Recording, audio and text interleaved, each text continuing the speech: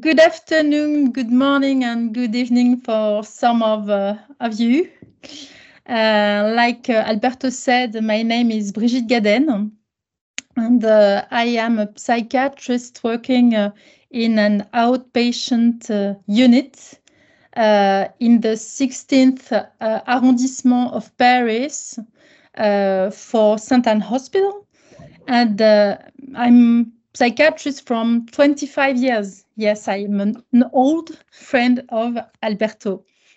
First of all, I want to thank Alberto Velasco for the idea he had and to be able to make it live. I'm really happy to be with you today. So I have chosen to share with you the meeting with the painting of one of my patients. The painting's name is Noah's Ark. And my presentation talk about using art in outpatient treatment. But let me remind you the case steps of the progress of psychiatry, especially in my country, France, which permit to take care of patients very mentally ill, like psychotic patients, with an inclusive approach. So at the 18th century, Dr. Philippe Pinel with Jean-Baptiste Poussin, they removed the chains from psychiatric inpatients. It was towards more freedom of the body. Then, at the 18th century, there was the first law of internment of the insane, thanks to Doctors Esquirol and Doctors Ferrus, to preserve the rights of patients. It was towards more freedom in society.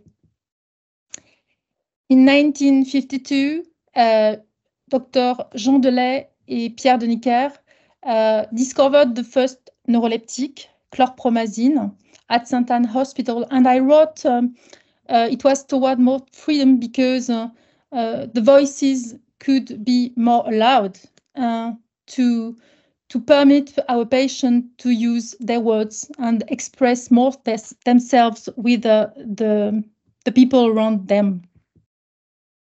And then François Tosquel used at Saint-Alban Hospital creativity and art. What he liked was that the art was spontaneous and self-taught, and he was considering it was essential to express himself.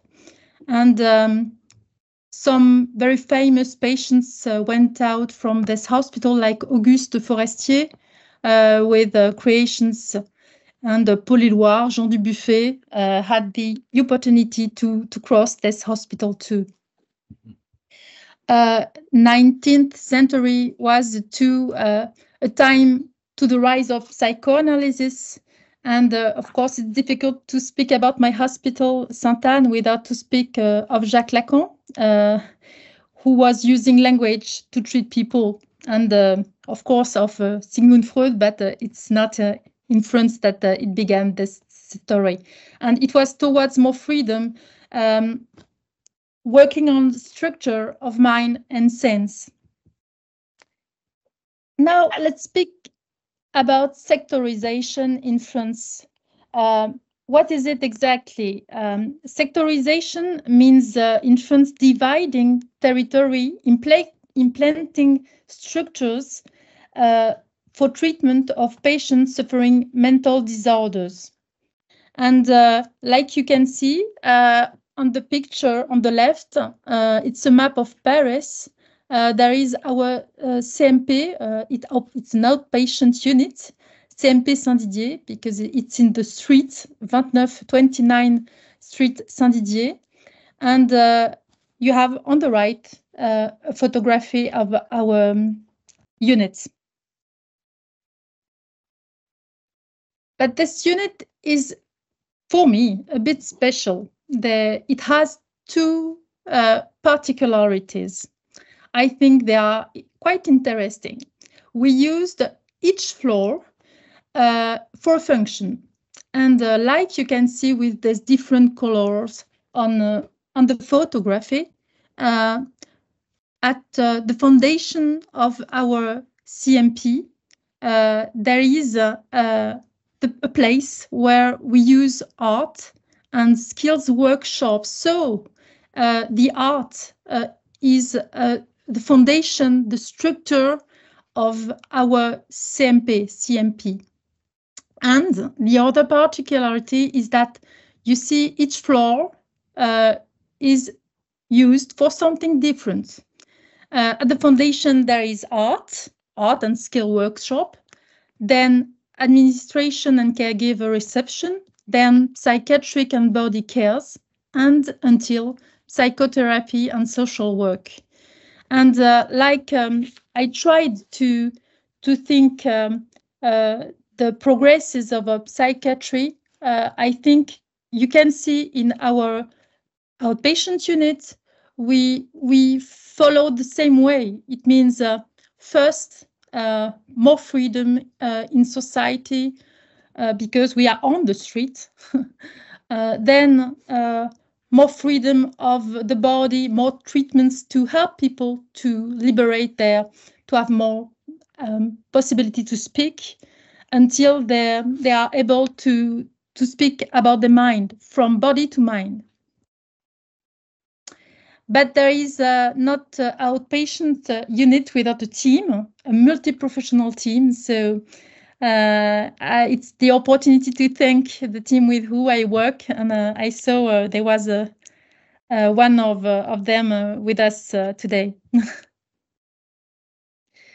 Why art is so important? Because it's a primary human language, bypassing weaknesses of verbal and logic constructions. So it's possible to be used by our patient, even very ill. And it has two strengths. First, it's a universal language. You can understand it wherever you are, from Japan, Ukraine, I don't know, until France. And it's anyway, it's the expression of a singularity. So it's an interesting contrast. Some pictures more near me at the St. Anne Hospital or in the outpatient unit where I work. And now I invite you to meet Noah's Ark experience. The hidden treasure is in the artist's words. This is the painting. I must say that the first time this patient came to the outpatient unit where we work and told me, this is my present. This is for this unit because I think it's a way to paint our unit. First, I like when my patients told me it's our unit because it's true. It's the unit of all together. Because I was not able the first time to consider the beauty of this painting.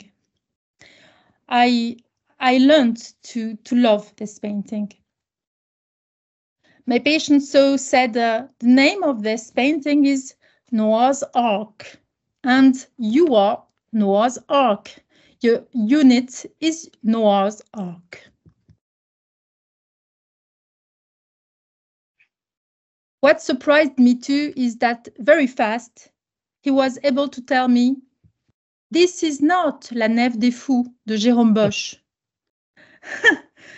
La Nef des Fous de Jérôme Bosch, at middle age, was the symbol of ostracism.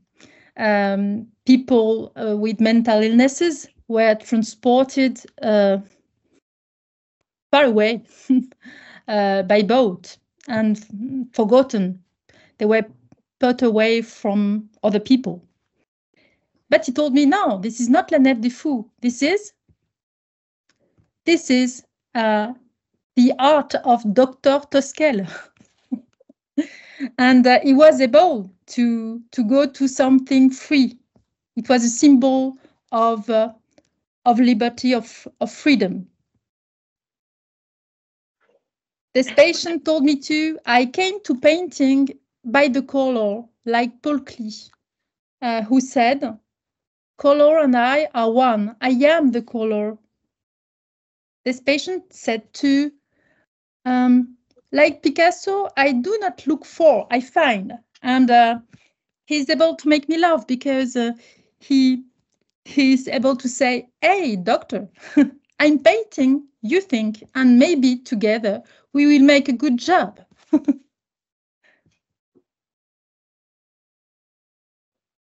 One day, this artist said, Vincent van Gogh, show the way. But in French, the way has the same pronunciation than voice. La voix, it's the same. This patient maybe in the past was hearing voices in his head. And he knows that today we use his painting to speak about art, the importance of art in outpatient psychiatry. And he said, I really hope to communicate my desire. And it's really beautiful because in French, envie means to, alive. But Noah's Ark is the symbolic of birth.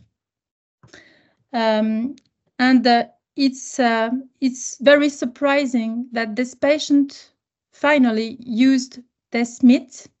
I think almost everybody knows this myth, but Noah's Ark in the Bible is the story where God one day said to Noah, if you want to survive, I tell you how to build a boat and to overcome storms and to be safe.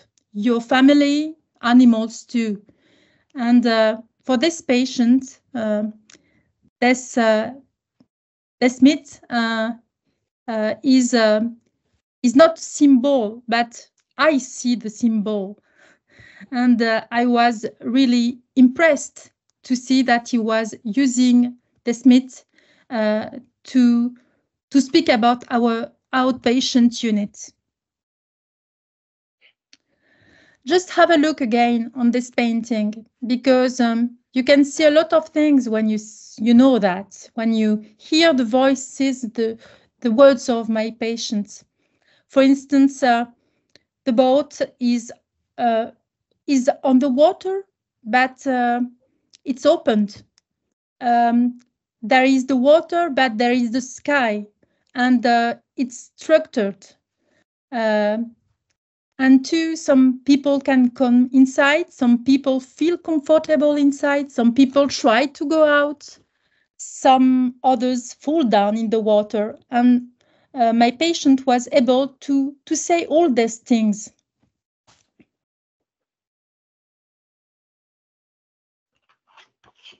In conclusion, we experiment that our ability to marvel when facing art productions together with patients' words is essential.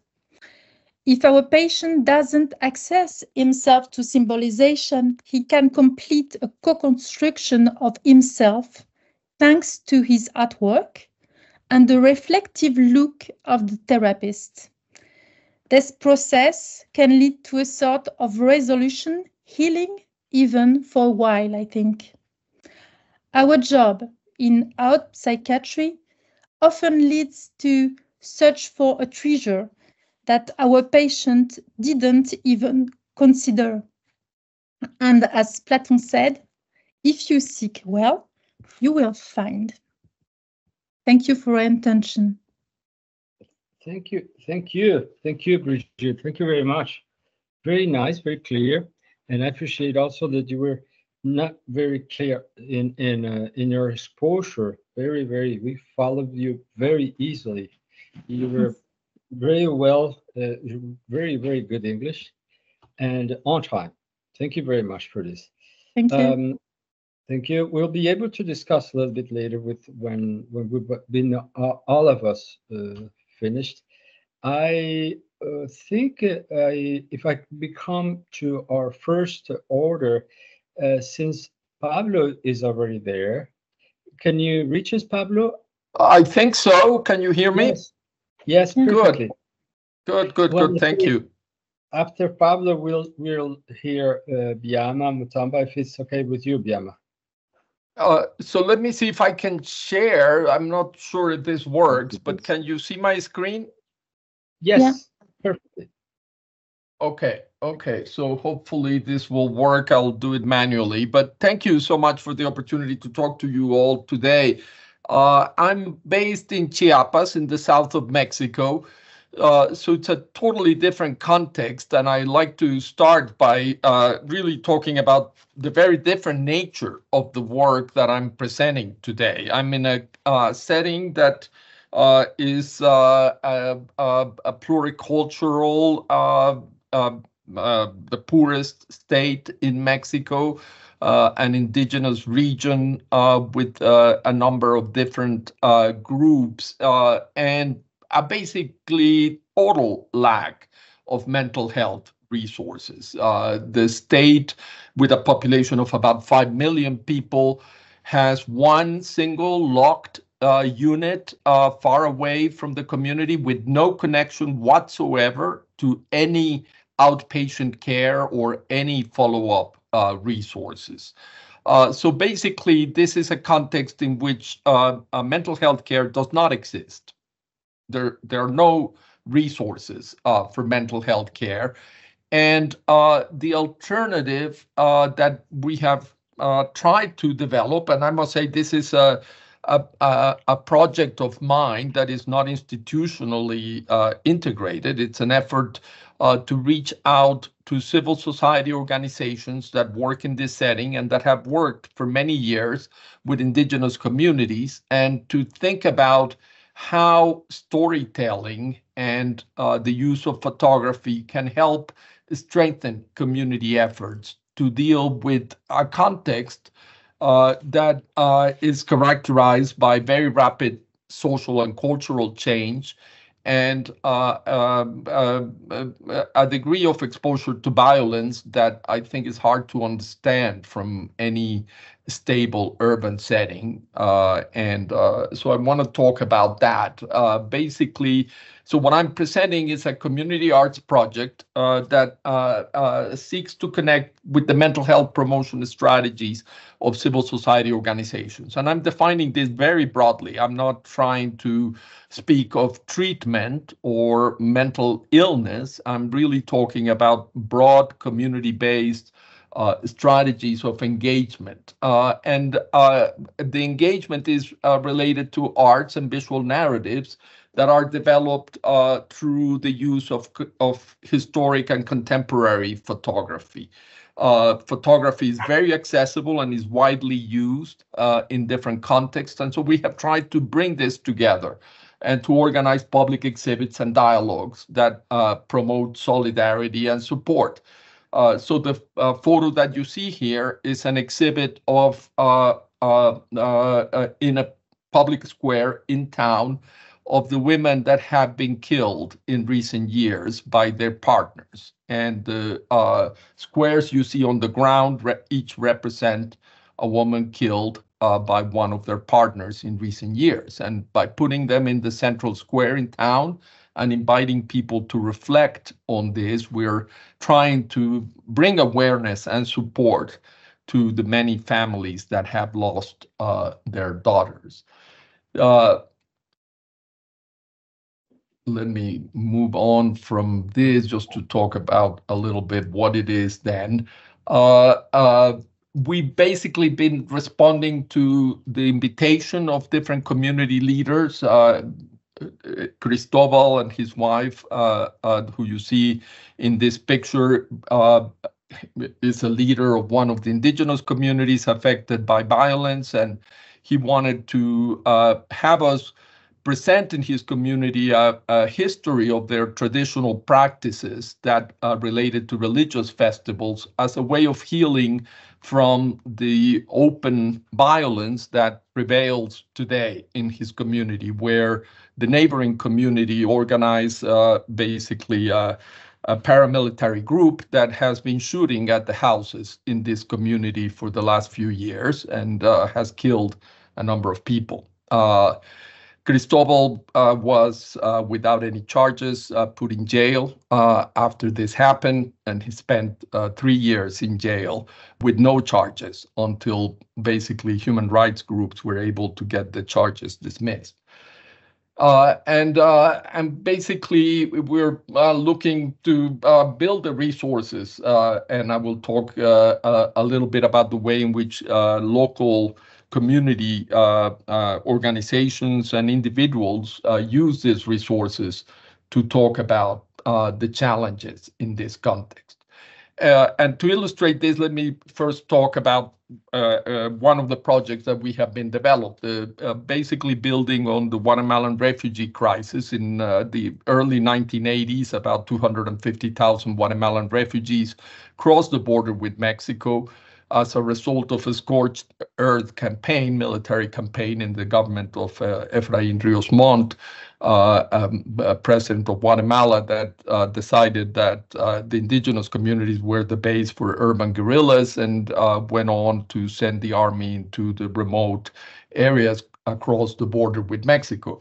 As a result, this massive migration ensued, and a network of refugee camps were established along the border. I worked at the time at the regional hospital in that area, and we tried to build mental health resources in collaboration with community organizations and develop a relation with this organization called Mama Makin, who persisted since then as a women's empowerment organization and led the process of organizing the refugee communities in their return to Guatemala in the 1990s, and has since then worked both in Guatemala and on the Mexican border communities of refugees that resettled permanently and have now become Mexican citizens living along the border. And they wanted to build a set of resources that help the community talk about their history and help the new generation know about what happened during this process of migration and what the relation was to their current conditions in Guatemala. So we put together a set of photographs that recall that process, the initial settlements of refugees in the tropical forest in Mexico and their arrival in the 1980s. These were all photographs that existed because we have built a collection of photography related to the events in Chiapas in recent decades, as well as the process of organizing. This is Rigoberta Menchú, Nobel Peace Prize winner, who was key in organizing the refugee groups to plan their return to Guatemala. And it was the women's organization that then led the groups in planning their return to Guatemala. And Guadalupe Garcia, who you see here, was the woman who approached us as a leader of Mama Makin to look for these photographs and a way to bring them back to their community and to connect with their experience. Guadalupe then took us back to the place where they had resettled in Guatemala and showed us one of the famous sites of a massacre that was carried out by the army next to this pyramid in the Finca San Francisco, that was widely documented as a genocidal effort by the Guatemalan army that led to the displacement of people across the border.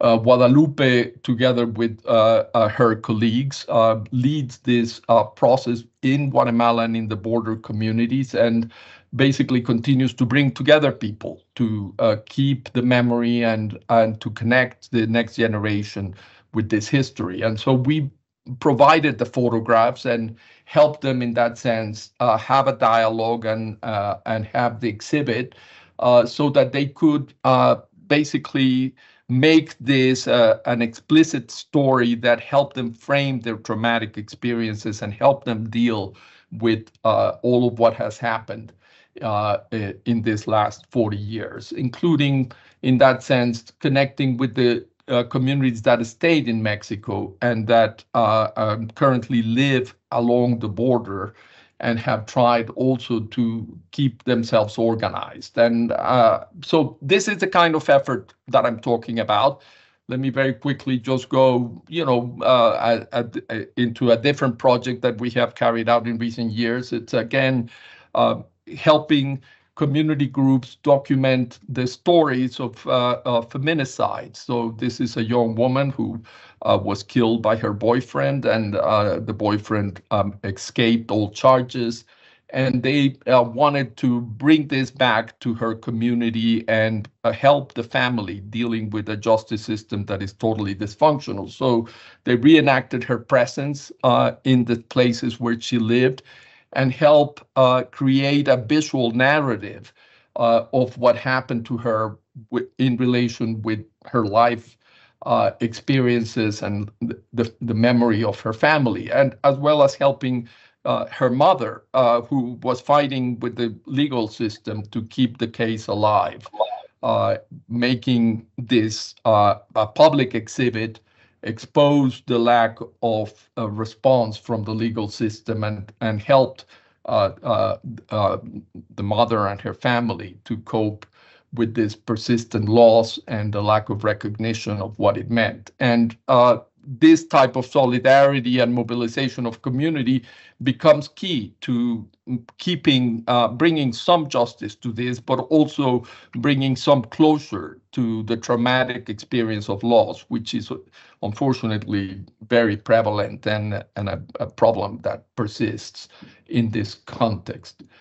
Violence is, of course, the big problem that we have here, a culture of violence that is related to drug trafficking that now pervades the indigenous communities that are migrating widely. And in this context, armed conflict has become an everyday experience. This is a classroom with bullet holes in this community that has been fighting their neighbors, where the mayor was killed, and of course mobilizing the community, but also confronting in this indigenous setting the presence of the police, of paramilitary police and army as the only way to stop these shootings from occurring. But basically this is all related to paramilitary groups that are tolerated, and this is a photo of one of these paramilitary groups that acts with impunity in rural communities and of course has made access to them incredibly restricted and difficult and dangerous, and has eroded the presence of civil society organizations, let alone health resources. And so documenting this, bringing it back to the community, is something that we do in response to their efforts to heal and to provide some support in this of this type of experiences. And we do it documenting their rituals and their practices and their tradition in a way that is respectful of their identity as Mayan people, and trying in that sense to build continuity and engagement in something that they feel helps them heal and helps them move beyond these conditions of violence and conflict. And I'll finish just talking about how we connect all this to the history of indigenism, which was the policy of in Latin America starting in the 1940s of acculturation and assimilation of indigenous groups, and has a long history of neglecting indigenous rights and self-determination, and articulating that story in the case of Chiapas, where a rebellion in the 1990s became the clarion call to resistance and advocacy for true recognition of indigenous rights was important. And as we get to the 30th anniversary of this movement, we wanted to bring this back to the memory of communities and to make it present as a continuing struggle for indigenous rights. So this story, of course, involves health and bringing modern medicine to communities, as represented by this fully clad physician opening the first indigenous clinic in San Juan Chamula in 1952, accompanied by the indigenous assistants that tried to explain to him that healing, particularly mental healing, happens through feeling the heart of a patient. So you need to feel the pulse, as he's doing with this woman here, who obviously is terrified of approaching this physician. But also it's a history of presence and use of indigenous people for different purposes, as represented here by Dr. Albin Matson, who collected blood from a number of indigenous people throughout Latin America, trying to identify the markers of indigenous bloodlines in the Americas. And you would think this has something to do with medicine. No, Dr. Matson was a patriarch of the Latter-day Saints Church that believes that Jesus Christ came to the Americas after crucifixion and before resurrection, and trying to prove the presence in the Lacandon jungle, has been seeking to identify the bloodlines of indigenous people. This, of course, is 1962. This wouldn't happen today, but it just shows this relation of medicine and science to indigenous presence. And of course, in 1992, this led to an armed uprising that became really the definition of the indigenous people saying enough and mobilizing for their rights, making a declaration that shook Mexico and became an international movement that mobilized communities to seek a different process of peace and recognition of indigenous rights, and has led until this day to a continued struggle for indigenous rights. So we wanted to document this, document the events that happened, document their struggle, as they did in 2018 when they nominated an indigenous woman for president of Mexico, Marichuy, shown in this picture, but also their continued resistance and struggle that has been connected with human and women's rights and women's participation. That is also a movement for indigenous recognition of the value of community life and solidarity, and for tolerance and diversity, and in a way that is really a continuing effort of indigenous communities to advance their rights. So in conclusion, I just want to say arts can engage broadly with community groups, and in that sense, broadly speaking, advance mental health promotion.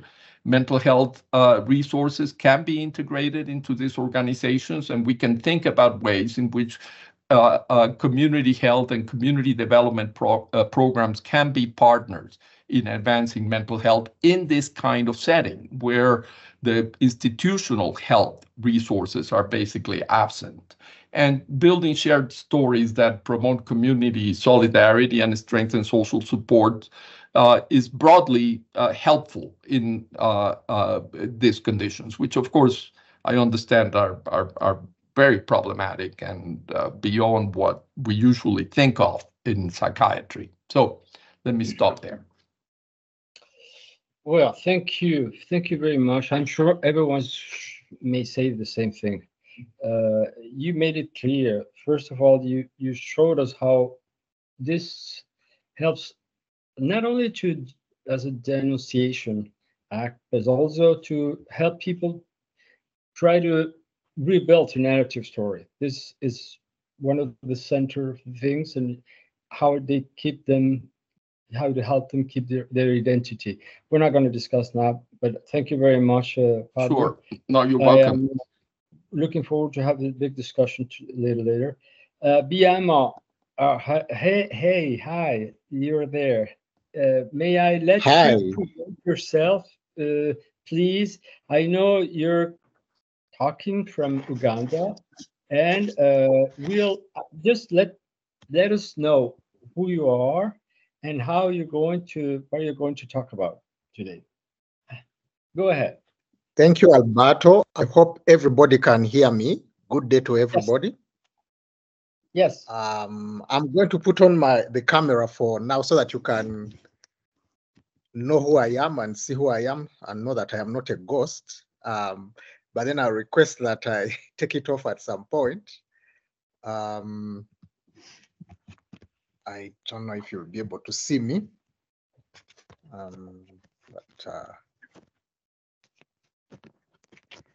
Anyway, so that is me.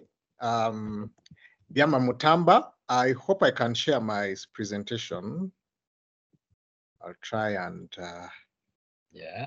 Let me just quickly try and get it to share. Yeah. Quickly.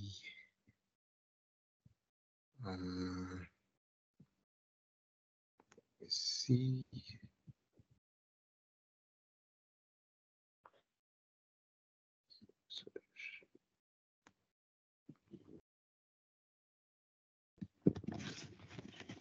Okay, that should. I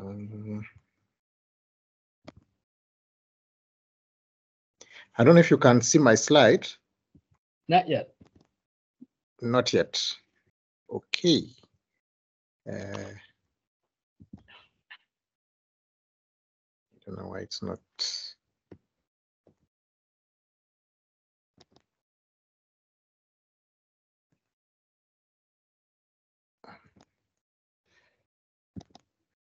I don't know why it's not connecting.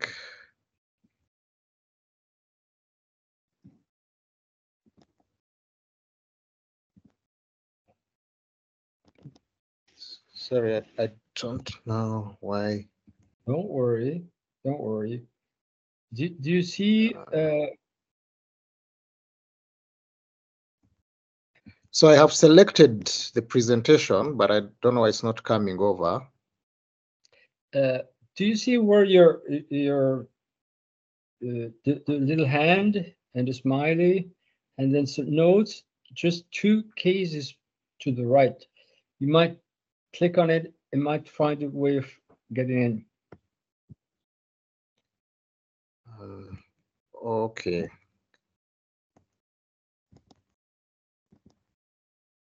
Sorry about that. It's just hanging.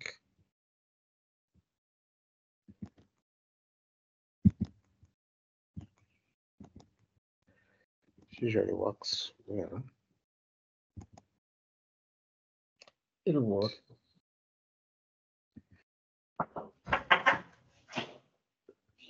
Non. Il y a un collègue qui n'arrive pas à le faire.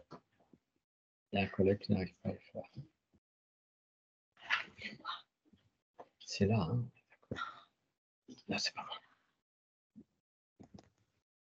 Ne touchez pas.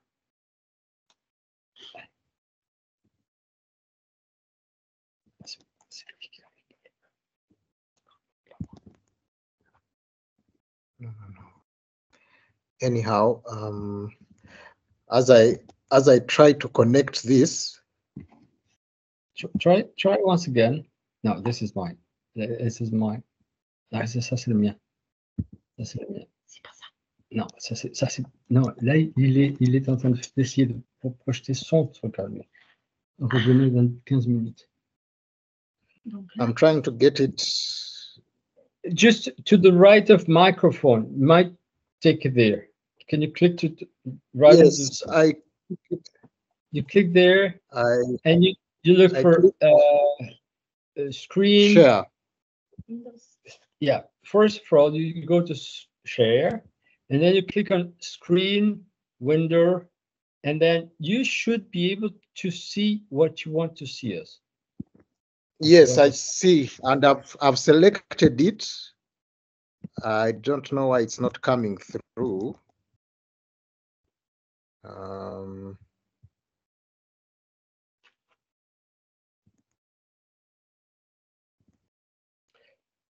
I don't know why it's not coming through. would you like me to let you some time and Yes. let me maybe Yes, I think you can start the discussion on the other side. Mine. Yes. Is that okay with you, Diama? Yes, it is. As I we're going to stop my presentation and then we'll see how did you handle. Is that okay with you? Yes, it is okay. And then Thank you I'll very put up my hand when I'm ready. Thank you very much. Not at all. Maybe he can send your his presentation to you, Alberto, and you can show it. Yes, Like- you can do that. By Maybe email. you can send me your presentation and then we'll manage it. Is that okay with you? It is, though I'm worried that the internet is the problem.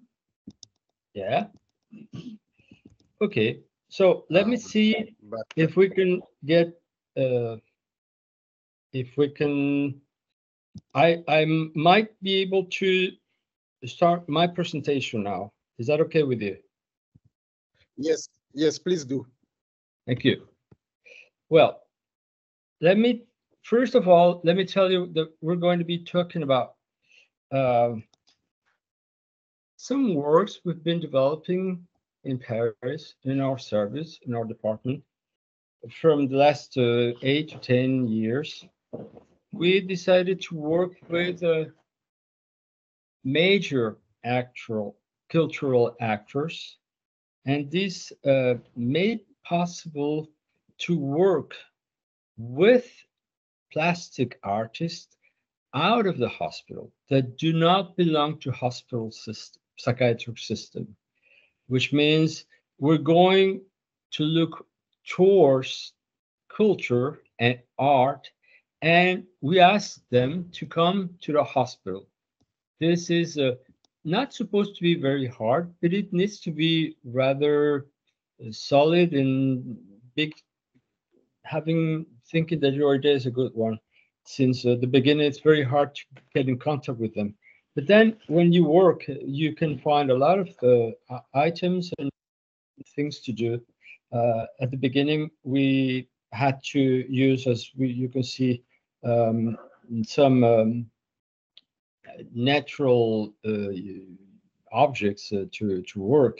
We have to walk a lot. We have to seek for new partners. When we started working with 15, an entity that groups 15 museums, and these museums are part of our treasure.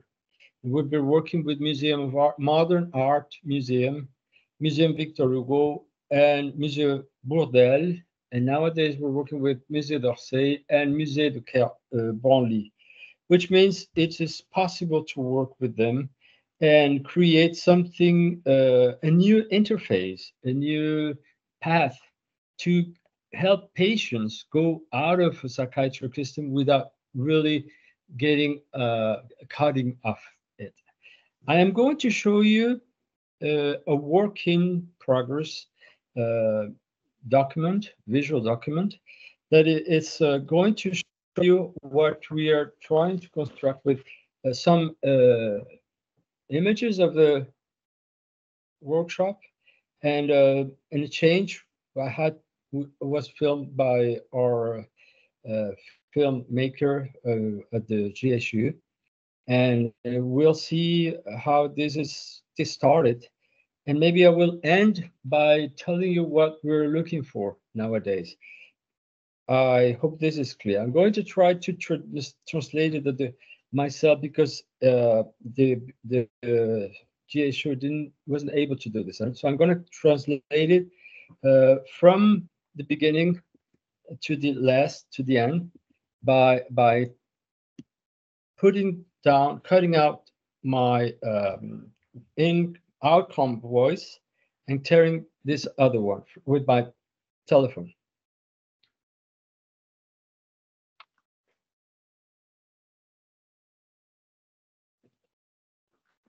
the first time we came to the hospital, played to this concept, everyone was, you produced a lot of emotion amongst patients and caregivers.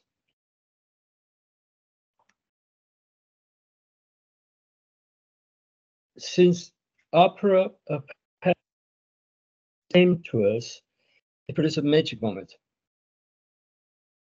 You were very precise when saying what you wanted to propose to us, which permit patients and everyone to overcome their timidity. Yes, the idea was to deconstruct the myths and stereotype of opera, which is quite normal, since there's still stereotypes about psychiatry also. So the idea was to reconstruct this apprehension and these stereotypes and show the way, a path to be able to construct an artistic and cultural program and could be able to be understood, and we can build the path together to co-construct it. Takeru and Antonin, both dancers of the Opera National Paris, and patients and caregivers, as well as a photographer I called for this work, who made an artistic path also, and he could be able to propose artistic cliche.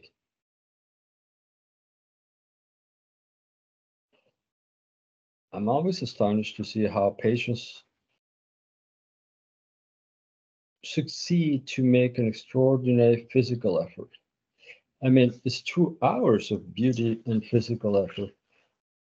We are very amazed how this is possible. We laugh, we play, we sing. And this is a part of the company of new modern psychiatrists. We try to accompany patients to emancipation from the classical institutional frame without losing caregivers' presence. And they led us to be able to give them some dignity. This is possible only if we make it slowly, we take our time. You have been very patient. Yourselves, you were the patient in this idea. You were the ones who were patient. I see how dance is a way of reconciliation with ourselves, with our body, with the intellect, with our psyche, and the way we perceive our body. At the end, we were able to have an artistic construction and help caregivers to build another one as a mirror.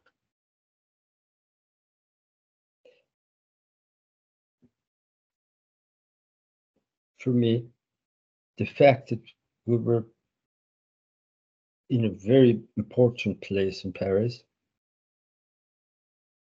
was a way of making them feel dignified. We must do some more. We are able to stabilize patients. We're able to let them go home and then be well by themselves. But we must look for some other moments, some other ways to be able to go farther from what we show them, be able to be stabilized. And this is a good way of doing, not only for patients, but also for psychiatry.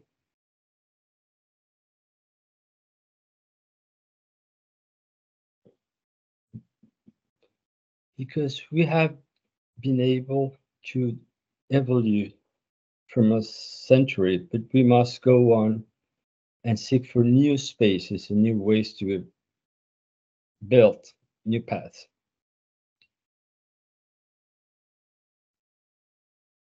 As psychiatry operates a very closed place, we are always with ourselves. And the fact of meeting you permitted us to get out of the opera and then go to the society and society actors to meet them, meet the world's diversity.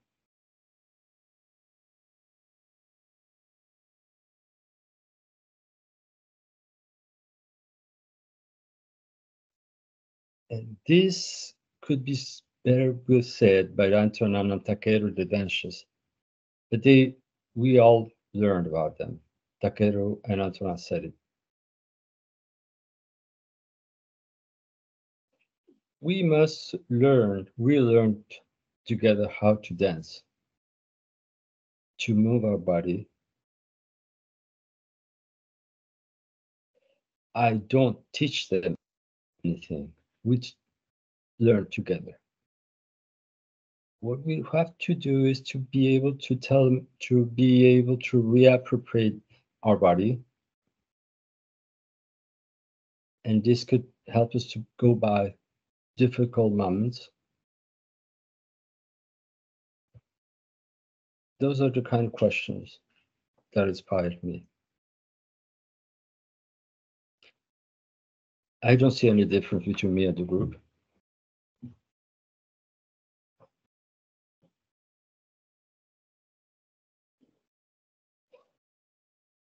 Everyone makes as you want.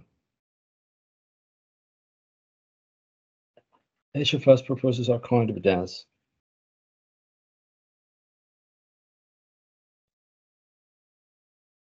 And we can see how everyone's in their mood, in their dance. This is so impressive. This is not a place where we learn things.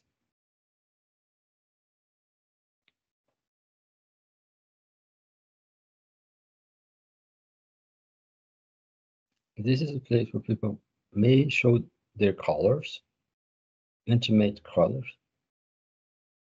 every time we work.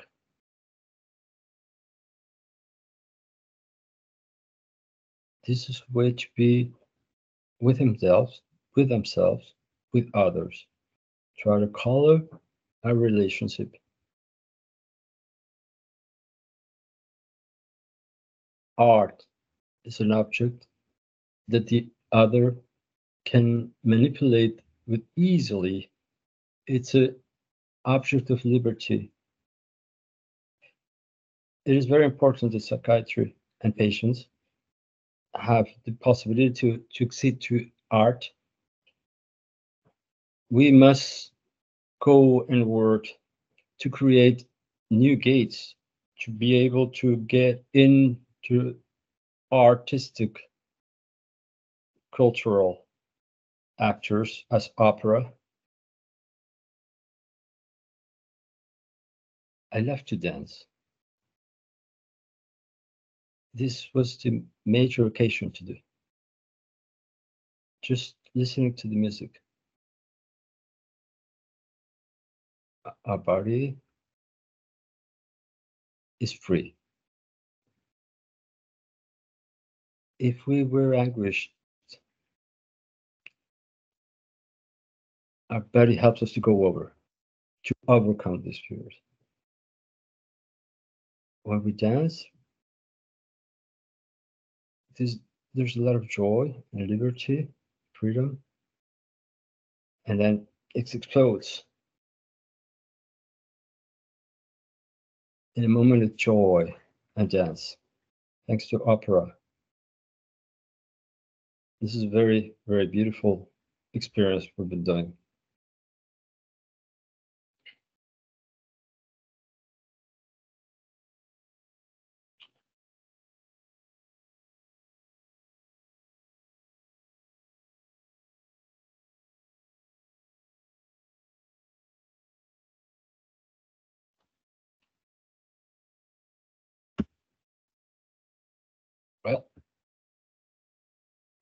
Here we are. What I can say out of this short presentation is that it helps not only patients, but also our institution to go and work with cultural actors. It makes us see what most of you have said also, that art might be the way to create a new story, a story of the patient to become a citizen. I don't know if we're going to become actors or dancers. This is not the deal. Just to reinvent what you were saying, Pablo, a new narrative, not a visual, but a body narrative history. I am trying to go on maybe when we are discussing, and I am very grateful with Santana Hospital Center that helped me in a very short time, because we have been dancing till these late days to build this video. And I am letting my friend Biyama, I hope you're there, Biyama, and I I hope am you here. have a way of leading with this. Yes, you are there. With this. Yes, I'm here. I've sent you the presentation. You first of all present yourself, and then present our works, and then we'll have some time to discuss every presentation. Please go ahead, Biyama. Yes, Alberto. Thank you. I'll start by introducing myself, but I've sent you the presentation, Alberto, on your email, Okay. because I think I've just not been able to share it here. I don't know. Maybe it's the internet. Okay. Let me see. Let me see. Yes, I think it is.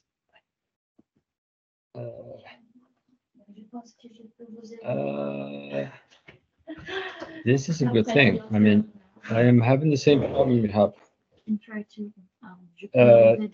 Yes, ça c'est le. Où est les documents? Ça c'est le document. I don't see why. I sent you a, yeah, I sent you a link. You sent me a link. Yes, the problem is the link is not working. Really? Can you send it once again? Can you send it as a PDF or? Okay, as I send it, because the link should be working, but let me resend it as a PDF. Wait, no, they won't let us go into this page. I'm sure we'll be able to try it. Yes, again. The link is not working. When you save the PowerPoint, you can save it as a PDF, and then if you send it, I think it will be easier to re-put it as a presentation. Yeah, so I had sent it as a live link. Aqui, não, outro.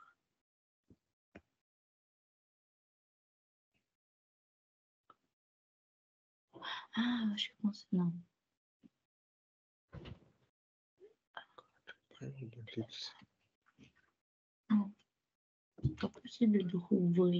Maybe, no. The only thing I can tell you is that the link's not working. I'm awfully sorry. And maybe if you can resend it. Yeah, that's what I'm trying to do. Okay.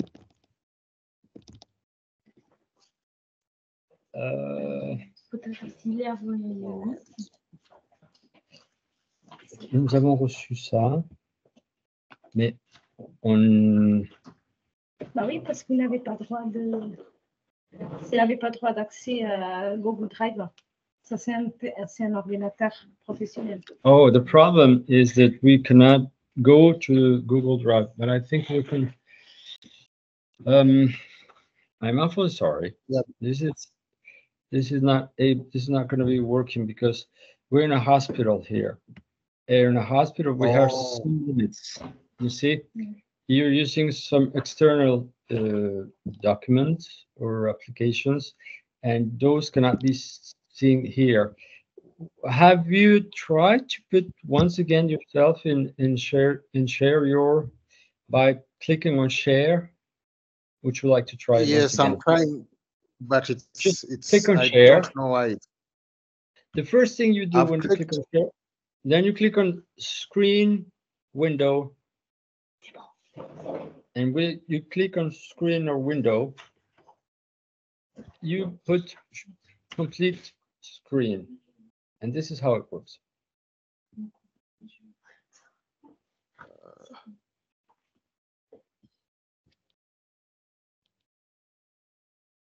Just a minute. Do you see share? Yes, I've already clicked on share. And then when you click on share, you can see screen or window. Do you see it? Yes, I see window or screen because I've shared before, but I don't know why this is not. When you click on screen or window, then you can find a place where it's called the complete screen, and if we click on it, we might be able to see your work. Because on the entire screen, because I clicked on window. No, click on entire screen. Okay.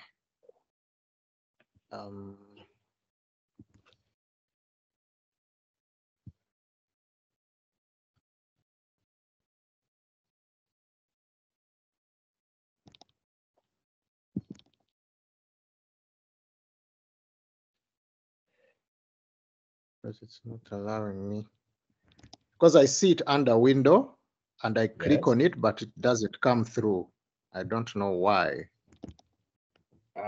Well, unfortunately, I'm not an expert in Yeah, it is so, and unfortunately, you can't get the link, so it's so. Pablo, do you think if Biama sends you his link, you can try to put it on? Biama? Sure, if it's I can open it. I do have access. So Pablo, please. Yeah, send it to me, Biama, by email or WhatsApp, and I'll open it. Great. Yeah, let me send it to you by email. Sorry about this. I don't know why. Abra, just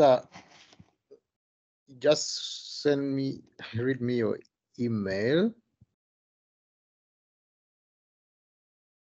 Okay, so let me open my email here.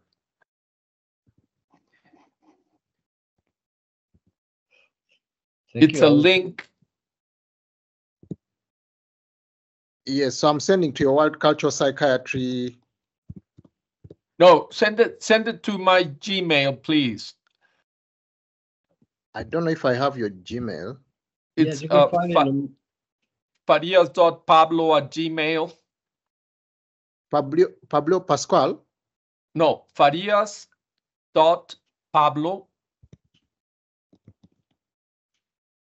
Farias. Okay, yes, I got it here. Let me know if you receive it. I'm just forwarding the link I had sent to.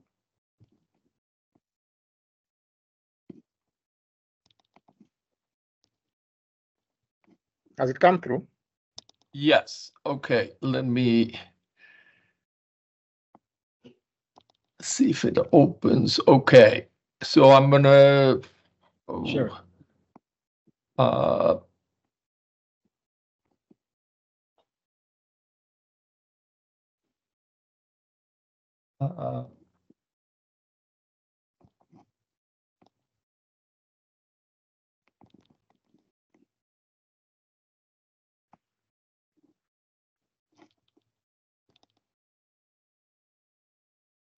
So do you see it now? Not yet. Yes, here you are. Thank you. Thank you very much, Pablo. Sure. Thank you. It's not open Go full ahead. screen, but I think we can see it. Yes, we can see.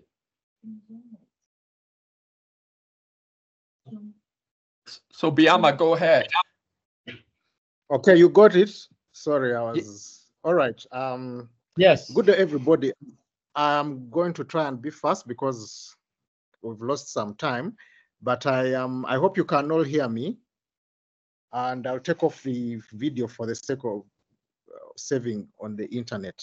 So I am Dr. Biama Mutamba. I'm a psychiatrist working in Uganda at the National Hospital, but I also I'm a co-founder and technical director at You Belong Uganda, which is a community-based non-government organization which works to strengthen mental health services in the country and in the region. And what I'm going to present is really work that You Belong is doing. That's the outline of my presentation. I don't know if they can see it properly. I don't know if you can increase the view.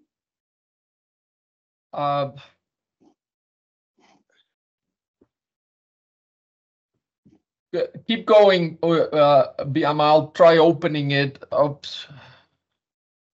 Okay. Yes. So, like I said, the work that we are doing, that I'm going to present, is based on work that You Belong has been involved in since 2017, and when we started You Belong and started on what is our flagship program called the You Belong Home Community Intervention.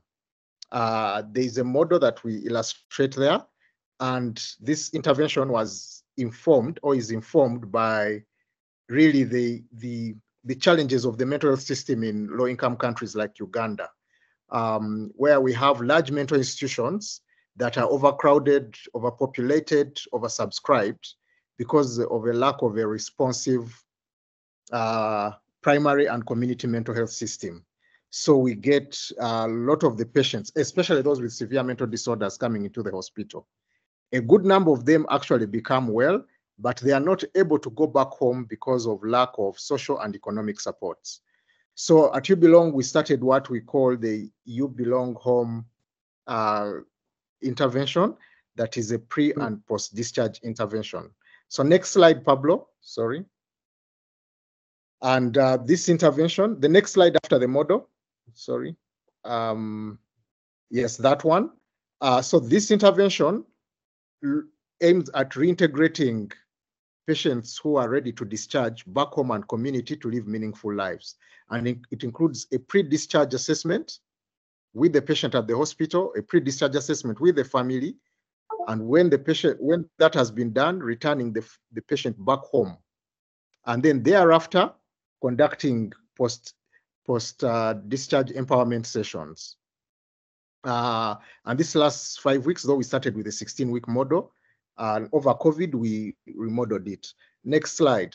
So since 2017, we've worked with a number of families and service users with severe mental illness to go through the pre and post-discharge recovery program. And out of that, we applied and won a grant funded by Wellcome Trust to work with people living with psychosis, to use their lived experiences to support those who are newly diagnosed with psychosis. This is the focus of my presentation. So the study is called Strengthening Care in collaboration with people with lived experience of psychosis in Uganda. So these are people who once had psychosis, were admitted to the hospital, and then were supported by the You Belong Home organization to return to meaningful life. So as part of the study, we are working with them to use their lived experience to support recovery in those who are newly diagnosed with psychosis, but also to strengthen the community and primary healthcare system. So that's what it's about. But what I'm going to talk about is actually similar to what Pablo was sharing, only that it is very patient focused. So next slide, Pablo.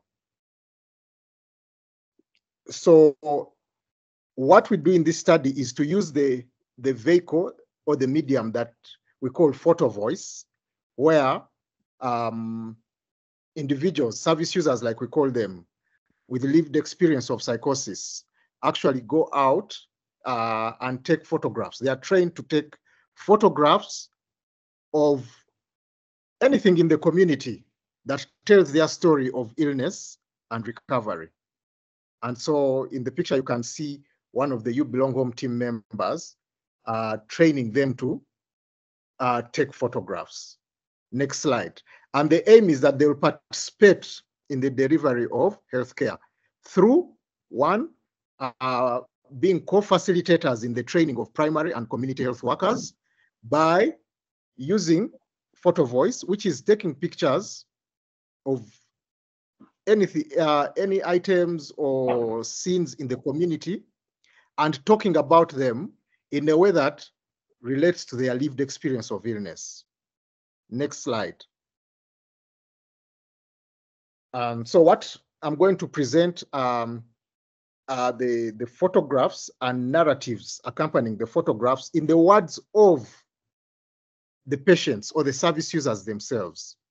So the pictures or photographs that you see and the pictures are actually in the words of the service users or the patients. So they are in three categories. We shall start with when they first broke down with psychosis. So the first one, as you can see, took pictures of school requirements because that is when they broke down with mental illness. They were in school. Next slide. The next picture, as you can see, is about a cup. And in this case, they relate it to commonly used items in the home, but which can easily be destroyed because when they were mentally ill, they were very destructive. Next slide. This is a picture of a photograph of a music system. Because for this service user, whom we call SCAPI facilitators, they felt they should communicate their most significant symptoms, which in this case were a high mood and singing, which they relate to a music system. Next slide. This is a picture of an anthill. And this had, for the patient, it had a lot of cultural meaning because, as you can see, this is where rituals were performed on them when they became mentally unwell. A lot of the times in our culture and context, when someone breaks down with mental illness, especially severe mental illness or epilepsy, they are taken to alternate care providers, either faith healers or traditional healers. Next slide. This service user chose to take the photograph of a bedroom because that for them was where they experienced the most significant symptoms that they can recall. And they felt it could relate to their most challenging experiences, which was how their sleep was affected and also the perceptual disturbances they had. Next slide. This one took the picture, again, almost like the anthill, about the Bible, because when they became unwell, they were taken to the church, to the pastor for prayers. Next slide. This, and this is common, I believe, I don't know how it is in Europe and America, but many times this is culturally, even amongst patients, families, communities, that dirty clothes represent mental illness, especially severe mental illness, otherwise called madness. So this service user chose to take a picture of a collection of dirty clothes. Next slide. Then this one took the picture of ropes, because for them, what really signifies the time they first became unwell was when they were tied up. It's very common as a way of restraint that people are tied up and almost tied up like the way animals are tied up, because animals taken to the slaughterhouse are tied up in certain ways, very violent ways. And many times when they are brought to hospital, we actually have to remove the restraints, the ropes. And so this service user took a picture of ropes because that's, for them, that's what really reminded them of the time they broke down. Next slide. This was about a banana plantation that was uncared for and that didn't look as it should.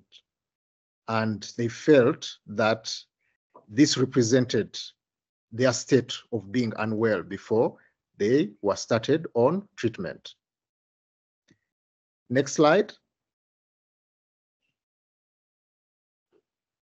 Now we start this next set of photographs and narratives is about when they had started on treatment. This one took a picture of medications and the difference that it made to their family and community life and their health. Next slide.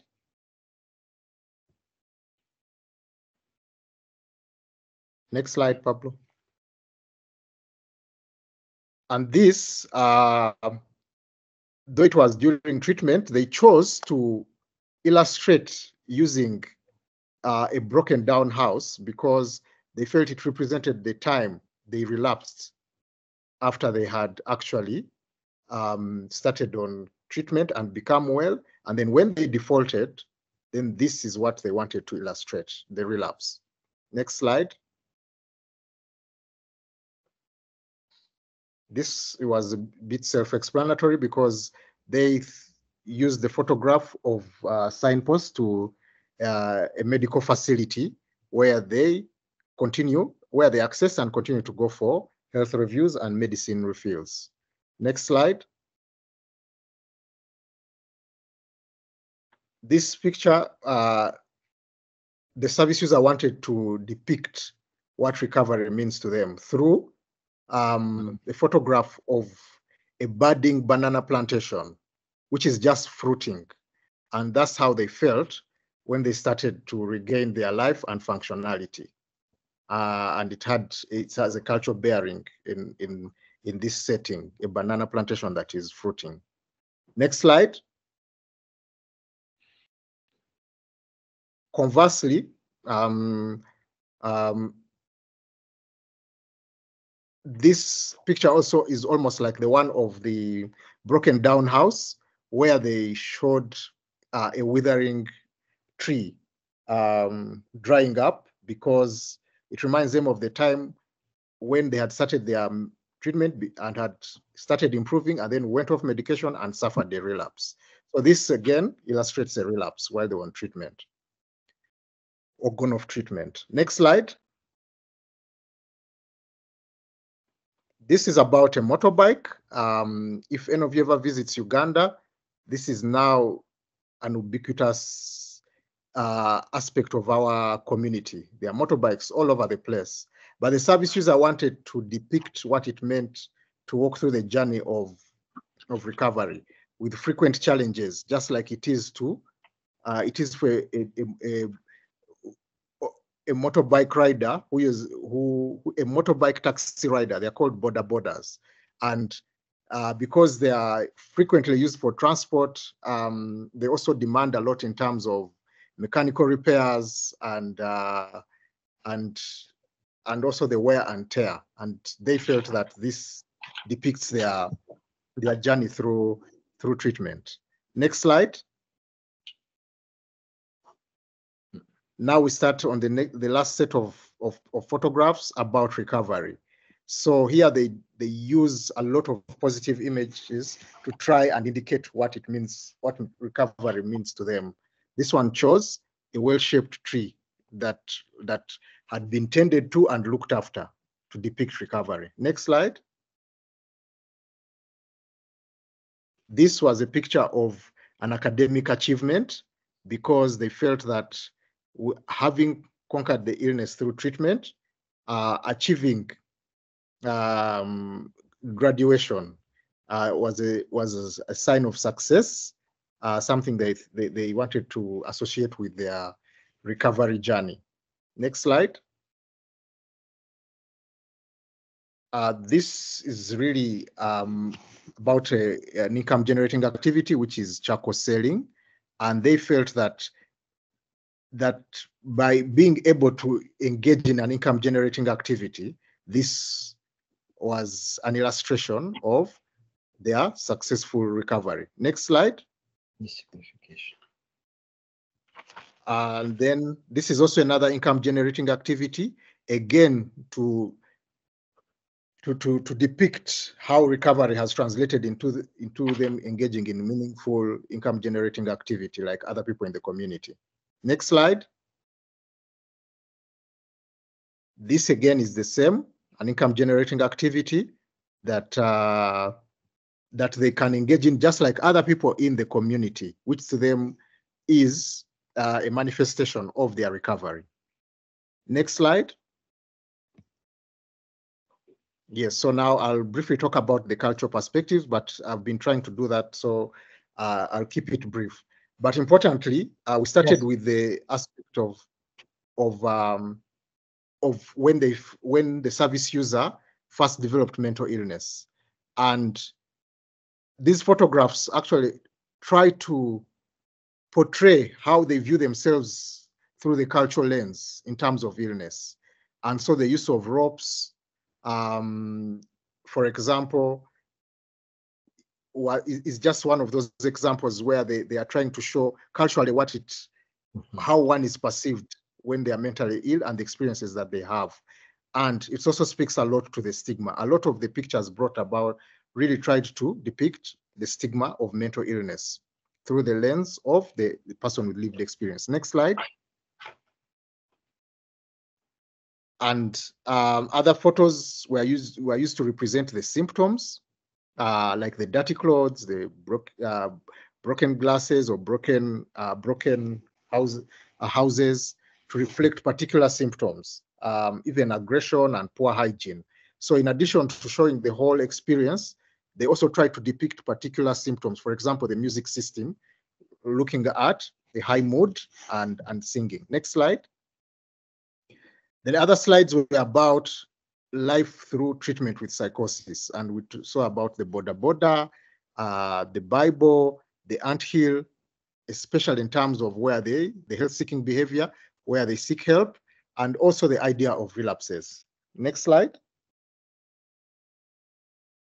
And then we came to the recovery photographs, the budding banana plant, and the photographs of income-generating activities, all of them which have cultural meaning in terms of recovery from mental illness. Next slide, which is the conclusion. So this, we think that the use of the art of taking photographs and creating narratives out of photographs from one's community is a useful tool in communicating one's lived experience with mental illness through a cultural lens. And it can tell the real story from illness to treatment to recovery. It is powerful to identify treatment needs, to monitor recovery, but also support others with illness experience in their recovery. Next slide, and that is really to thank you for your attention and to show the You Belong Home team together with the service users with lived experience. You can't tell the difference. Thank you very much for your attention, and especially for your patience in getting this presentation to go. Over to you, Alberto, and thanks to everyone again. It was really worth waiting, and thank you, Pablo, for being Sure. You're welcome. Technically advanced to be able to solve problems Paris wasn't able to do. So thank you very much, all of you. I have good news. We're going to be unsatisfied of discussion. We're going to have a couple of minutes, but I'm proposing you the next thing. As you all know, we're having a last webinar on June the 20th. And this is because I have to do something very important in 15 minutes. So I'm not going to be able to stay with you. If you want to stay by yourself, please help yourself. If not, just 5 minutes of general discussion. I'm not dealing with it. I would say a lot of things. Thank you all, because it was very, very, very colorful way of using art in our process. Please, if one of you, Brigitte, Pablo, or Yamo, or anyone else wants to make 1 or 2 short comments, please help yourself. And then maybe inviting you to come back on June 20th to three things. Itsuo Sasai is presenting Tokyo Congress, ourselves discussing what we were able to discuss, and then the research laboratory of mental health presenting what we have done with all this work. Semantical analysis. Yes, I have only one question, Alberto. Is it still possible to send another abstract for you for the conference in Paris? Because I think I have a very nice example of also photo voice in Belgium. I will, of course. I'm giving it to you in a short way. In a couple of days, I'm sending you the big, great program with the. Well, do you have any comments to do? Quick comments, Brigitte, Pablo, Isuo. Yeah, I think it's very nice just to hear the different examples and try to explore the broad relations between very different contexts and very different situations in which we work. And I appreciate the opportunity and would love to get feedback, and hopefully we can do that more in Paris as we think about the different ways to connect this work. Yes. Okay. I think great opportunity to showcase such work regarding art and culture. And I think hats off to Alberto for organizing all this. I've been participating in few webinars and listening to others through the YouTube links. And I think it was wonderful listening to different perspectives regarding various paradigms that have been used in different cultures, and the fruitfulness of the diversity, yet the complexity of art and culture and its combination. So I think that's a great treasure. We should collect all those things and use these in terms of future projects, in addition to using these for various depictions in terms of research and otherwise as well. So well done, everyone who's associated with this work. Thank you very much, Professor Muhammad Irfan from Pakistan. You will be delighted to listen to your work if you want to on June 20th. So very, very glad to, as Pablo said. Brigitte, do you want to say something just to comment? Or you? No, I think I think the same thing than Pablo. It was very interesting because we are living different things, and art is useful to help single people or more people when there is a situation of crisis. And I really I'm really happy to participate to this congress because it's very interesting. Thank you, Alberto. No, thank you all. I really appreciated one of the things I have a lot of examples, but art at the foundation. At the foundation, there is art. You said, Brigitte. That was very nice saying as a metaphorical thing, and I really learned a lot with Pablo and Yama of narrative use. This is very, very interesting for me. I think I haven't used this enough, and I'm willing to share some of your experiences in life when we'll see you in September. But please make an effort if you want, if you can. And I'm calling you all to be together on June 20th. Maybe Professor Muhammad Irfan might be able to show his work. And if not, we'll be hearing Itsuo Asai, who is going to talk about Tokyo Congress in 2025, and of course having a short resume of what the anthropological analysis that has been done of what we're doing, because we are recording every webinar in order to make an analysis of semantical categories and see if we can use them to share a point of view. if we agree, all of us, we might be able to make a general statement or a consensus. I don't know. I'm not going too far, but so I'm giving a rendezvous on June the 20th. Please, I think we've all noted it before, but June the 20th, we'll finish this discussion. Here, Itu. Yes, Itu, please tell us.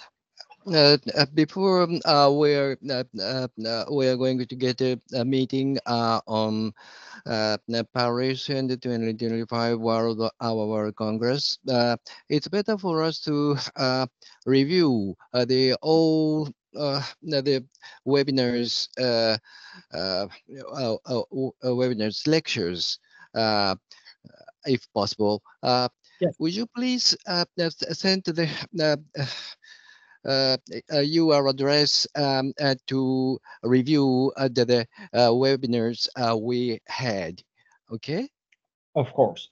You find the first, fourth, and the last call, but I'm going to include this webinar on our next call. I'm going to send you a recall, a kind recall, to be able to be with us on June the 20th, and you will be able to link every webinar from the first to the end. And if possible, before the meeting, it's better for us to exchange our opinions on the webinars, categorizing or making formation to persuade or encourage the speakers to make a speech on at Tokyo's World Congress. Great. Yes, please. So this is a good way of making an appointment on June 20th. If you may, I hope you will be there. Thank you all. Thank you very much. Thank you, Alberto. It was very interesting. Au revoir. Thank you. Bye-bye. Au revoir. Everybody. Au revoir.